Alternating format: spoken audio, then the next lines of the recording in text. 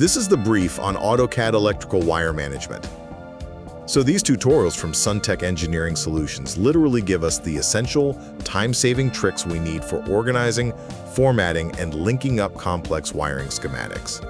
First, let's organize a single page. You can quickly tame those messy wire numbers using the fence, or F command, to just draw a line across your wires, and then the align, or AE command, to perfectly snap them into a clean row. You can even toggle them to sit in line or right above the wire. Think of that fence tool kind of like using a laser level on a drafting board.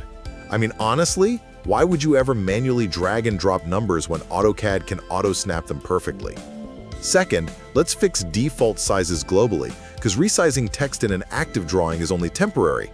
To permanently change your default text height, you've actually got to open and edit the background library drawings, like WDNH, and always keep your .back backup files just in case you mess up.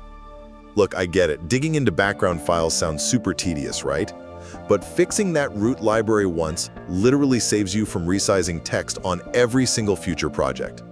Finally, what about connecting wires across entirely different drawings? Instead of drawing messy lines, just use source and destination arrows to create virtual connections. By assigning exactly matching codes like 24 VDC to these arrows, AutoCAD automatically links the signal across completely different files. Think of these arrows as digital hyperlinks that virtually teleport your electrical signal to another page. Ultimately, mastering automated alignment, background library defaults, and virtual arrows will completely transform your chaotic schematics into clean, professional drawings.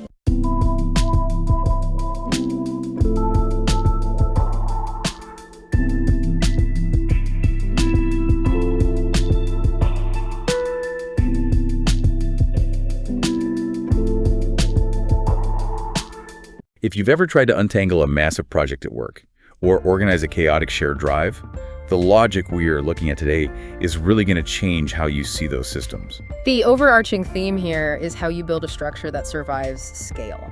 I mean, you might be able to manually keep track of a dozen variables in your head. Sure. But when you are dealing with 10,000 independent wires spanning dozens of pages, human memory fails. Yeah. You just need a system that enforces absolute, uncompromising order. Okay, let's unpack this. To understand a massive architecture, we really have to start at the absolute smallest unit of truth, right? In this software, the foundation of order is the wire itself. Yes. And specifically, the granular control the engineer has over how that wire is numbered and labeled. The wire number is essentially the unique identifier. Think of it like a strict database. If the individual data points aren't rock solid, the entire database becomes corrupt. Right. And the tutorials highlight just how much control you have to exert over these micro elements. For instance, you can manually assign a number, but you also have the ability to fix a wire number. And the visual feedback for that is so smart. When you fix a wire, you are basically telling the software, lock this down. No matter what automatic numbering command I run later, do not change this specific wire. Exactly. And the moment you do that, the software actually changes the color of the text on your screen. So you can scan a dense, chaotic schematic and instantly distinguish your permanent constants from your temporary variables just by glancing at the colors. Which is critical when you are iterating on a design. You also have highly fluid tools for managing the variables that aren't fixed. Like if you realize two circuits were routed backwards, you can seamlessly swap two wire numbers with just a couple of clicks. Without having to manually delete and retype everything. Right, without all that manual data entry. And the find and replace functionality operates on that exact same logic. Oh, the find and replace is incredibly robust. Like, say you have a wire labeled A10, and an equipment spec changes, meaning it now needs to be A5. You can execute a find and replace for A10 just across the active drawing on your screen. Or across the entire project. Right. You can deploy that change across the entire multi-page project in one fell swoop. It hunts down every single instance of A10 and updates it. Yeah. But with that kind of sweeping power comes a massive need for visual clarity, because these pages get dense. They become a complete visual web. I mean, if you just have numbers floating ambiguously near lines, construction errors are inevitable. Yeah, you'd never know what goes where. Exactly. So the software provides tools to dictate exactly how that text interacts with the line. You can toggle a wire number to sit above the wire, or you can place it inline. And inline literally means the text breaks the physical line of the wire on the drawing, sitting directly in the middle of it. The sources show that if you choose that inline presentation, you can define the exact inline wire gap. So you can punch in a 0.5 millimeter gap, and the software precisely cuts the line 0.5 millimeters on either side of the text. Very clean. Super clean. Or if you have a dense cluster of components, you can use a wire number leader, which lets you pull the number out into some blank space and draws a rigid arrow pointing exactly to the wire it belongs to. Those visual presentation tools create readability, but the software really flexes its muscle in how it automates the generation of those numbers in the first place. Yeah. It uses a logical string system broken into 3 parts. You have prefixes, base values, and suffixes. I found this deeply satisfying to watch in action. An engineer can establish a rule. They set a prefix, let's say the letter A. They set a base value of 1 and a suffix of L1. Okay. And the software concatenates that into A1, L1. And then as the engineer clicks down a row of 30 wires, the software automatically increments the base and suffix. So it does the math for you? Exactly. The next click yields B1, L2, and C1, L3, perfectly maintaining the naming convention without the human ever touching the keyboard again. It's an error-proof progression. And they pair that string logic with a highly efficient tool called fencing. Right? Fencing. Yeah, to understand why this matters, picture a standard 3-phase electrical circuit. This is very common in industrial power. It's essentially 3 parallel wires running alongside each other, carrying alternating current. Right, so instead of the engineer having to meticulously click the first wire, wait for the number, click the second wire, wait for the number, and click the third. Which is tedious. Super tedious. They just activate the fencing tool. They draw a single temporary line, like a fence, straight across all 3 parallel wires. And it doesn't even matter what angle they draw the fence at. Exactly.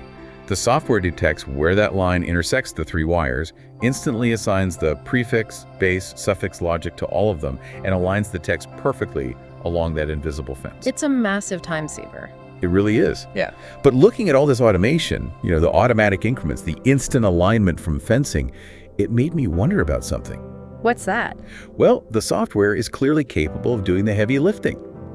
Yet, the tutorials explicitly point out a major manual hurdle. If I drag a vertical wire across a horizontal wire, the software does not assume they connect. Right, it doesn't. To actually join them, I have to manually insert what they call a dot T or an angle T at the intersection. Why? With so much automation available, why does the software force the engineer to manually insert things like a dot T? What's fascinating here is that this specific limitation is arguably the software's most vital feature.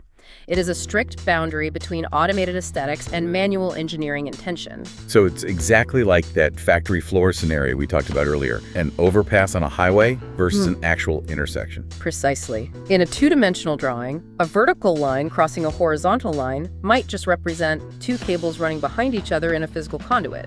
If AutoCAD automatically assumed every visual intersection was an electrical connection, the software would be actively designing short circuits. Oh, wow.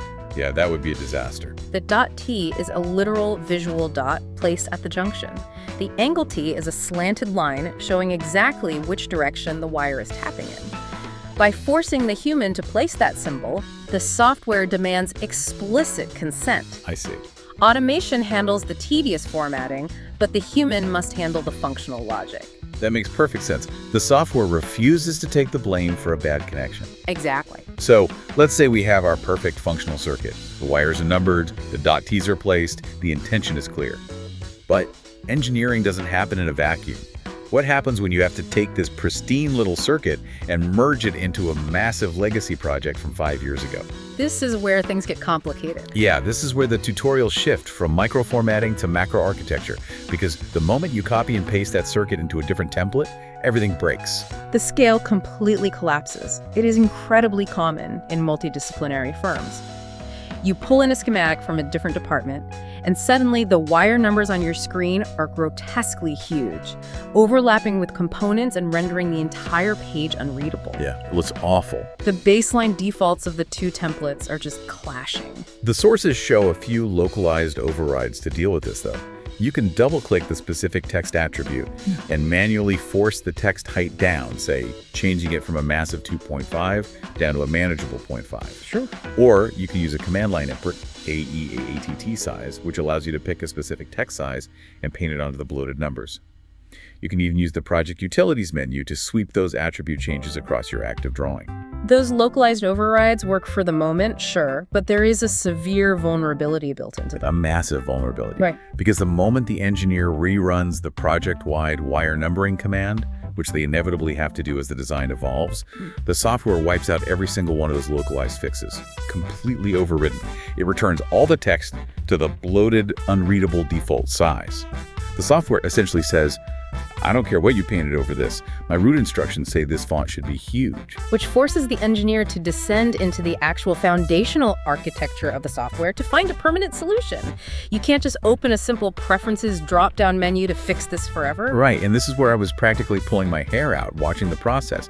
Wait, to permanently change a font size, I have to go into the software's hidden root files. Yes. You have to navigate deep into the NFPA library. Yeah. You use the command called qnew to open raw core database files. Files with highly obscure naming conventions too, like w_wnh_wnh.dwg, which controls the master defaults for horizontal wire numbers, or w_wnh.dwg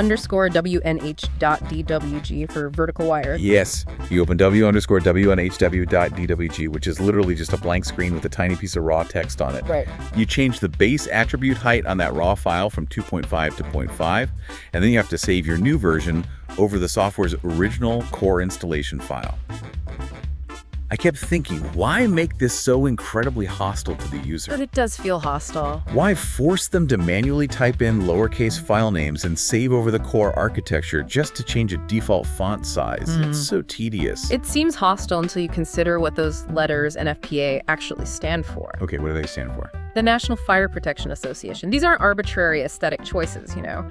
They are rigorous safety standards. Oh. If a blueprint's text is too small, an electrician in a dimly lit electrical room might mistake a 1 for a 7, pull the wrong gauge of physical wire, and cause a fire when the load exceeds the wire's capacity. Oh, wow. I'm guessing the software creates this massive administrative hurdle on purpose then.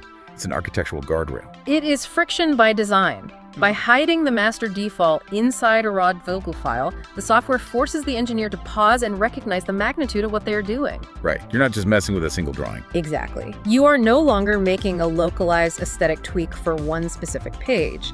You are permanently altering the genetic code of how your entire engineering firm will output diagrams from this day forward. It's a huge responsibility. It is. If it were an easy checkbox in a menu, someone would accidentally click it, and thousands of future drawings would suddenly be out of compliance with safety standards.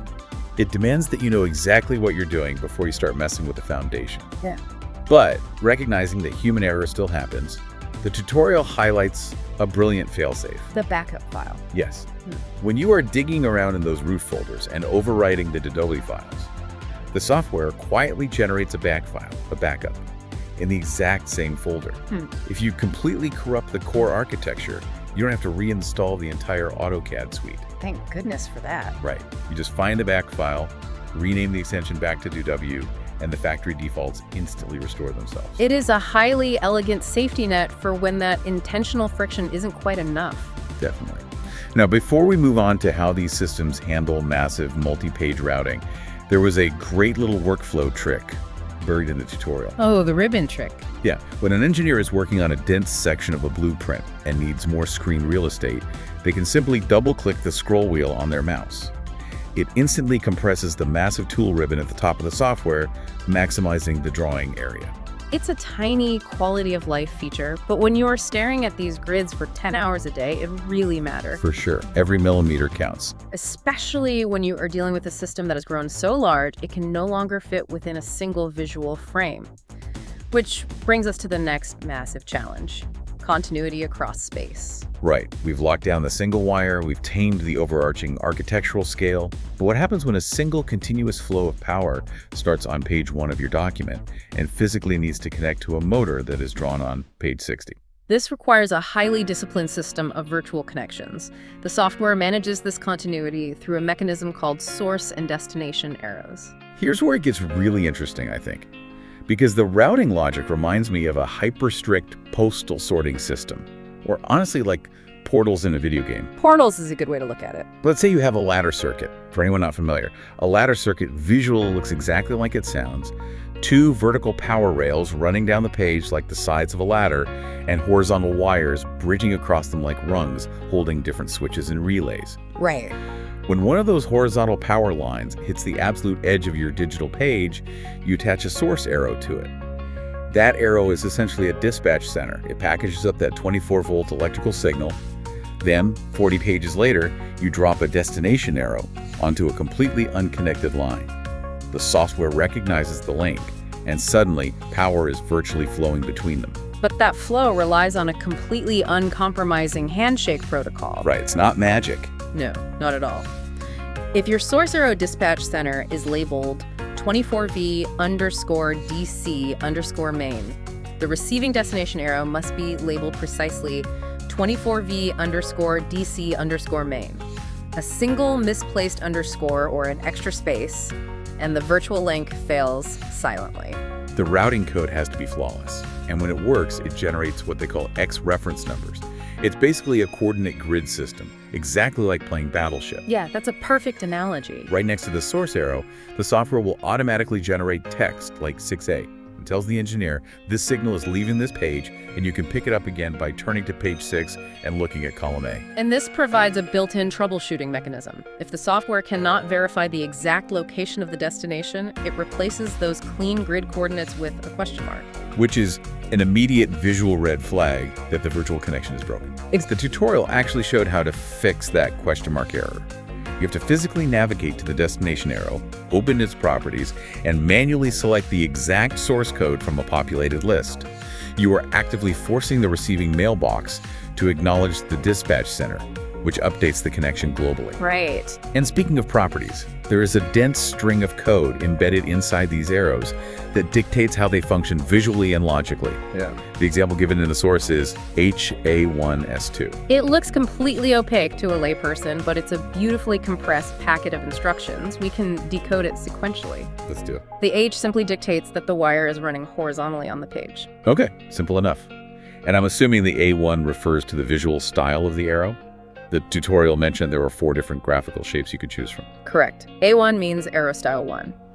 Then the S dictates the logical function. It stands for source. If this were a receiving power, that letter would be a D for destination. Makes sense. Finally, the 2A indicates the geometric direction the wire is pointing on a coordinate plane. Okay, so mapping it to an XY axis. Yes, a 1 points along the positive x-axis, meaning to the right. A 2 points along the positive y-axis, meaning straight up. 3 is negative x, or left, and 4 is negative y, or down. Wow, okay. So a seasoned engineer sees HA1S2 and instantly understands this is a horizontal wire using style 1, acting as a power source, pointing upward. It compresses a full sentence of structural data into 5 characters. That's incredibly efficient. But as I was reading through the routing rules for these arrows, I hit a limitation that felt incredibly rigid at first. Which one? Well, the sources outlined what is basically the golden rule of virtual routing. A single source arrow can transmit to multiple destinations. You can take that 24-volt power line on page 1 and virtually send it to 10 different relays scattered across the blueprint. But a destination arrow can only ever receive power from a single unique source. Yes, this raises an important question about the fundamental philosophy of systems design. The tutorial is adamant about this limitation. It states explicitly, 2 are not allowed on the same network, and you cannot connect multiple sources to a single destination. And I was trying to figure out why the software would be so dogmatic about this. If I can send one package of electricity to 10 mailboxes, why can't one mailbox receive packages from 3 different dispatch centers? It feels restrictive. It does feel restrictive until you think about the debugging process. Exactly. I thought about the factory floor scenario again. If a motor relay on page 60 explodes because of a massive power surge, the engineer has to trace that surge backward to figure out where it came from. Right. If that single destination point was being fed by 3 different source arrows from 3 completely different pages, it would be a mathematical nightmare. It would be practically impossible to debug. You would hit the destination arrow, follow it backward, and suddenly find your path splitting into 3 equally likely origins. Which origin caused the surge? You'd have no idea. Exactly. By enforcing a strict one-to-many relationship, one origin point feeding multiple endpoints but never the reverse, The software guarantees traceability. Traceability is everything. No matter how sprawling or chaotic a 100-page schematic gets, an engineer can select any endpoint anywhere in the document and trace it backward along a single, unambiguous path directly to its absolute origin. The software sacrifices a bit of routing flexibility in exchange for total logical sanity. So what does this all mean? We started out looking at some highly specific tutorials. For our AutoCAD electrical, we explored how manipulating the smallest variable, the wire number, with tools like prefix automation and fencing creates order at the micro level. Right. We saw how modifying hidden DB files forces an engineer to grapple with intentional friction to protect a project's macro architecture and safety standards. And we just broke down how strict routing protocols, like the single source rule for virtual arrows, guarantee that massive systems remain entirely traceable. It's a compelling look at how you manage complexity, not by removing rules, but by enforcing them with absolute consistency. The software doesn't just help you draw lines, it actively prevents you from building a system you won't be able to understand tomorrow. And that is exactly why this logic translates so well outside of engineering. Whether you are building the back-end architecture for a new mobile app, mapping out a massive marketing campaign, or just trying to organize your team's digital file structure so it doesn't collapse into chaos in 6 months, the core principles are identical. They really are. You have to establish your absolute units of truth. You have to build intentional friction around your foundational master files so someone doesn't accidentally overwrite your baseline. And you have to route your information so that any error can be traced backward without ambiguity. You are building a system that assumes human memory will eventually fail and relying on structural intention to bridge the gap. Which leaves us with a pretty compelling thought experiment for you to mull over.